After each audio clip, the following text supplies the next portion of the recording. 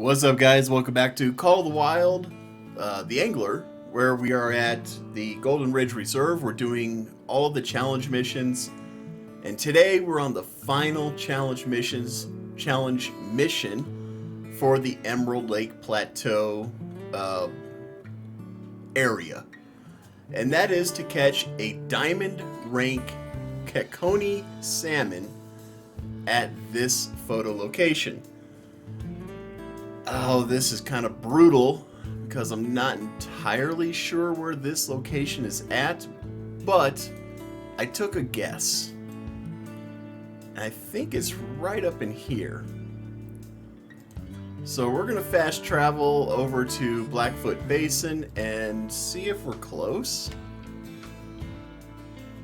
It would probably help if I activated the mission. There we go. And I could have picked up the truck to drive there. I probably should have, but it's not that far away, right? And with the way I drive, let's be honest, probably wouldn't have been the smartest thing. I'm pretty sure this is the area that we want to be in, though. There's that little lake that's off to the right. It's not in view yet, but I think that's where we want to be. It was. Haha. Alright, cool. Yes. 90 hours of playing a game, you tend to learn where things are at. And then it wants me to go to the other side, or can I just get really close to... Okay, I guess we're going to have to go over there. No, that's a long way over there. Oh my god. Alright.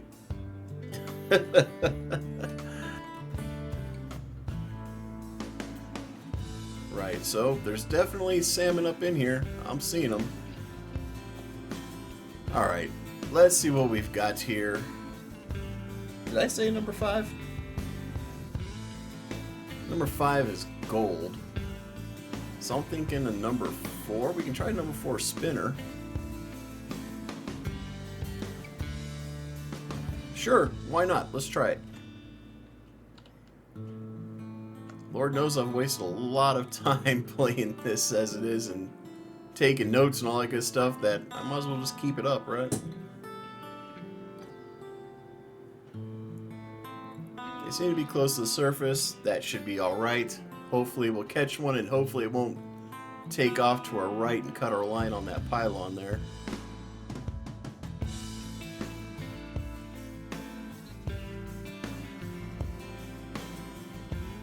Well, it's not looking too good for the spinnerbait. They don't seem to be interested in it at all. I'm in 5 feet of water right now, 40 feet away. I figured one of these guys would have taken it by now. Oh, wait. Ah, somebody took it. I saw him approaching just barely. And there's our diamond. Yes! I love it when I call it, man. I love it when I call it. So that was a number 4. Was it spinnerbait or was it a spinner? Ooh, I don't know.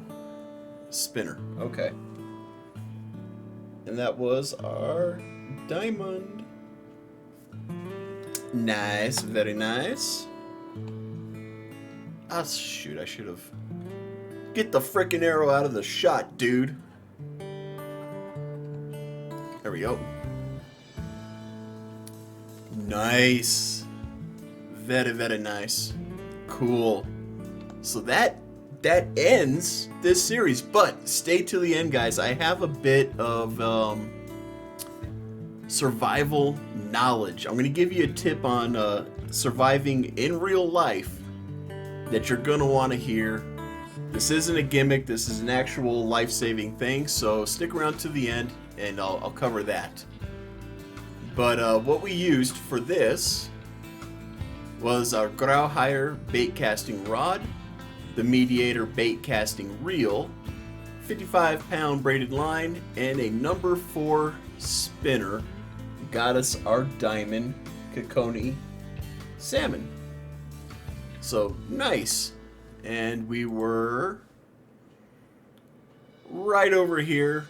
So basically we stupid car valet. We fast traveled to Blackfoot Basin and just made our way around into this little pond right over in here. And I mean, you could probably fast travel to Roaring Devil as well.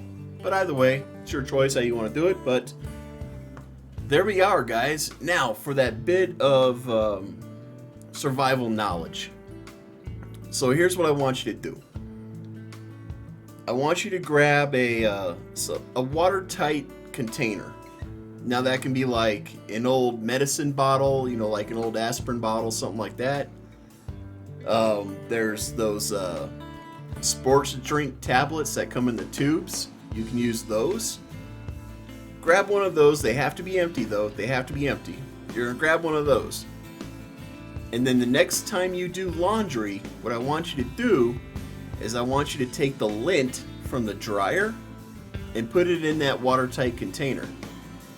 Fill that container up with lint. Every time you do laundry, stuff some more of that lint into that container. Have a couple of those containers if you want, but at least have one. And you're also going to want to put in a Bic lighter. So, put that into that watertight container as well. And what that does is that'll give you means to create a fire very, very easily. Lint is extremely flammable because it's been dried. The moisture is completely gone out of that lint. And that'll help you, you don't need much. You don't need a lot, all right? But that little bit, a little spark from that lighter will catch that lint on fire, and you can put your tinder on that, get that fire really going, and then you can put on your dried wood and sticks and all that good stuff, and that'll keep you nice and dry. I know this works for a fact, guys, because I've done it. A quick story. While in the military, we went through land navigation and all that good stuff, and part of that was survival.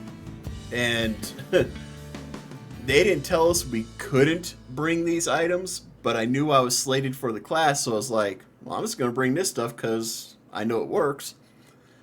So I did. I'm not going to lie, I kind of hid it on my body, but, this is the military. They didn't really check to see if we had anything. They knew that we had lighters because there's people who smoke, but, it was one of those things. I mean, even the guys who had lighters, we're talking in Mississippi. It's wet in Mississippi. So even the guys who had lighters had a hard time getting their fire started because they didn't have anything dry to start their fire with. Where me, on the other hand, I found my tinder and stuff like that. I found some dried branches and stuff like that, set it all up into a nice pyramid type shape. I tossed in a little bit of that lint right underneath the tinder. I lit that lint on fire, and I had a freaking bonfire. Not really a bonfire, but it was enough to where a lot of people came to my fire to warm up. They all came over to my fire because they could not get their fire started. And one of the instructors had asked me, well, how did you get your fire started? Nobody else here has been able to get their fire started. How did you do it? And so, being the person I am, I took out my lint and I said, with this, I used dried lint. And, he actually gave me a pat on the back. He goes, hey, you do what you got to do. That's smart. And so, when you have that stuff, like I said, get a watertight container, put your lint in there, get a mini Bic or a full-size Bic, it doesn't matter, put that in there as well, and just put that in your survival pack, your emergency pack, whatever you want to call it, your bug out bag. I don't care what you call it. The thing you use in an emergency to survive. All right, put it in with the rest of that stuff, and you're good. You're golden. You don't need to go out and buy these expensive gimmicks, these expensive fire starters and stuff like that, when you have all the materials at home. Maybe, except for maybe the lighter, right? But I mean, lighters are cheap, they're like $1. So, that's my survival tip for you guys. Lint, waterproof container, lighter equals fire. So, I hope that you guys take that to heart, especially those of you who travel a lot and don't know where you're going to find yourselves. That could be the difference between life and death. So, there you go, guys. If you like the video, hit that like button. If I've earned it, hit that subscribe button. And as always, be safe, be cool, have fun. We'll catch you in the next one.